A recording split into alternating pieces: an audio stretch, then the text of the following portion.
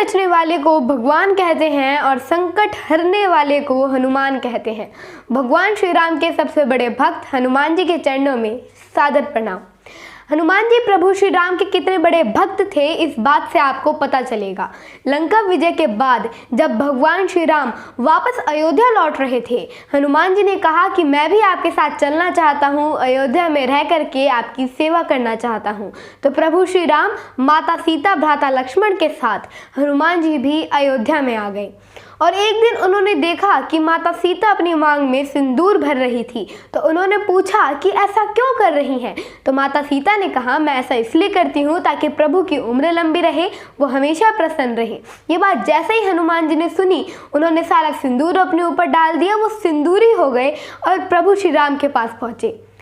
भगवान ने पूछा कि ये क्यों कर लिया, ये किसने बताया। तो हनुमान जी ने बताया कि माता सीता अपनी मांग में सिंदूर भरती हैं आपकी लंबी उम्र के लिए, आपको प्रसन्न रखने के लिए। तो मैं चाहता हूँ आप हमेशा प्रसन्न रहें, आपकी उम्र बहुत लंबी रहे और मैं हमेशा आपका सेवक बना रहूं, इसलिए पूरे शरीर पर सिंदूर लगा लिया है। इस बात पर प्रभु श्री राम को हंसी तो आई, लेकिन अपने भक्त की भक्ति देख करके अपने दिल में उन्हें और जगह दे दी। तो आइए बात करते हैं भगवान श्री राम के सबसे बड़े भक्त हनुमान जी महाराज से। वो 5 बड़ी कौन सी बातें हैं जो आप और हम सीख सकते हैं। सीखने वाली सबसे पहली और सबसे बड़ी बात है, बल और बुद्धि में संतुलन बनाए रखना बहुत ज़रूरी है, बैलेंस बनाए रखना बहुत ज़रूरी है। बचपन में मिले श्राप की वजह से हनुमान जी को अपनी शक्तियाँ याद नहीं थी। जामवंत जी ने याद दिलाया कि आप समुद्र पार करके जा सकते हो और माता सीता का समाचार लेकर के आ सकते हो। जैसे ही शक्तियाँ याद आई तो समुद्र के ऊपर उड़ने लगे। जब उड़ रहे थे और लंका जा रहे थे तो अचानक बीच समुद्र में उन्हें सुरसा नाम की राक्षसी मिली, जिसका शरीर पहाड़ जितना विशाल था, और उसने हनुमान जी का रास्ता रोक लिया। कहा कि मुझे तो देवताओं ने भोजन दे दिया और अब मैं तुम्हें भोजन करूंगी, तुम्हें यहाँ से जाने नहीं दूंगी। हनुमान जी ने बताया कि वो क्यों जा रहे हैं। वो माता सीता का समाचार लेने जा रहे हैं और कहा सुरसा से कि मैं वापस आकर आपके पास आऊँगा, आप मुझे अपना भोजन बना लेना, मुझे खा लेना, मुझे कोई दिक्कत नहीं है, लेकिन पहले मुझे जाने दो। सुरसा ने कहा, नहीं, मुझे भगवान ब्रह्मा ने वरदान दिया है कि जो ये यहाँ से जाएगा उसे पार करना ये समुद्र, तो पहले मेरे मुँह में जाना होगा और बाहर निकलना होगा, तब जा करके वो ऐसा कर सकता है, वरना वो ऐसा नहीं कर सकता। हनुमान जी ने कहा, ठीक है, अगर अब आपको वरदान ही मिला है तो मैं इस वरदान को कैसे जाने दे सकता हूँ, आप मुझे खा लीजिए। सुरसा ने अपना मुंह खोला। कहते हैं कि 1 योजन का मुंह खोला तो हनुमान जी 2 योजन के हो गए। उसने 2 योजन का मुंह खोला तो हनुमान जी 4 योजन के हो गए। उसने 4 योजन का मुंह खोला, हनुमान जी 8 के हो गए। 16 का खोला, 32 के हो गए। और जब सुरसा ने 100 योजन का मुंह खोला तो हनुमान जी तीव्र गति से एकदम छोटे हो गए, सुरसा के मुंह में गए और वापस आ गए। जैसे हनुमान जी ने किया, सुरसा उनकी बुद्धि से बड़ी प्रभावित हुई, प्रसन्न हुई और अपने असली रूप में आ गई। उसने बताया कि वो सर्पों की माता है, देवताओं ने उसे यहाँ पर भेजा था हनुमान जी की परीक्षा लेने के लिए कि ये देखा जा सके जो माता सीता का समाचार लेने जा रहा है उसमें कितना धीरज है, कितनी बुद्धि है, कितना बल है। और सुरसा ने कहा कि आप इस परीक्षा में उत्तीर्ण हो गए हैं, आप जाइए, माता सीता का समाचार लेकर के आए, प्रभु श्री राम को उनका समाचार सुनाइए। ये पहली बात लाइफ में बहुत इंपॉर्टेंट है। बल और बुद्धि में बैलेंस बना करके रखना बड़ा ज़रूरी है। मालूम होना चाहिए कि कहाँ बड़ा बनना है और कहाँ छोटे रहकर काम निकाल लेना है। जब हनुमान जी लंका पहुँचे, असुरों की भीड़ में, राक्षसों की भीड़ में उन्होंने भगवान के भक्त को खोज लिया। दूसरी बड़ी बात जो उनसे सीखी जा सकती है वो है मैनेजमेंट।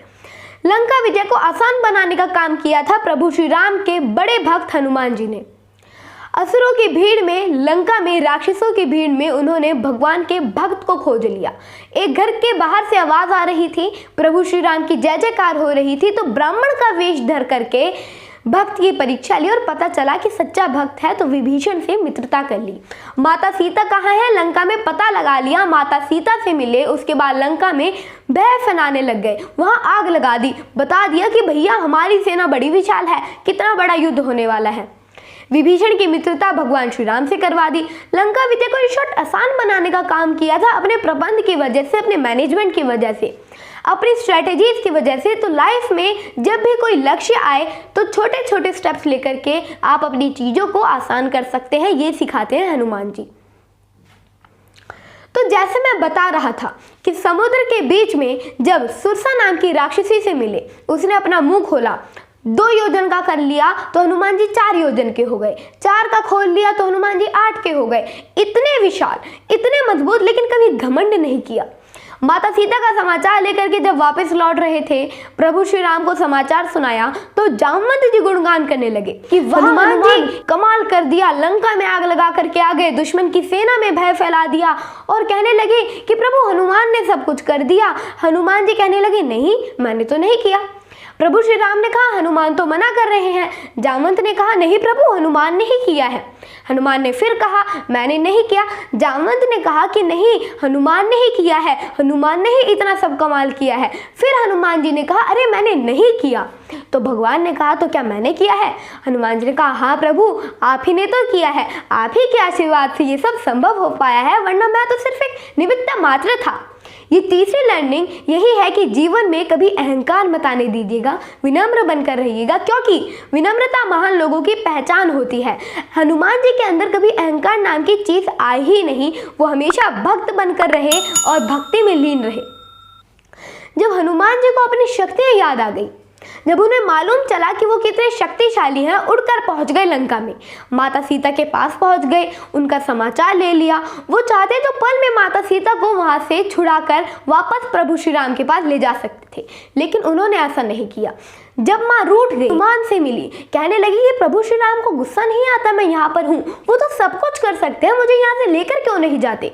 हनुमान ने कहा कि माँ मैं अभी आपको यहाँ से ले जा सकता हूँ, लेकिन आदेश नहीं है। दूसरी बात, प्रभु श्री राम खुद यहाँ आएंगे, रावण का वध करेंगे और आपको सच सम्मान यहाँ से लेकर जाएंगे।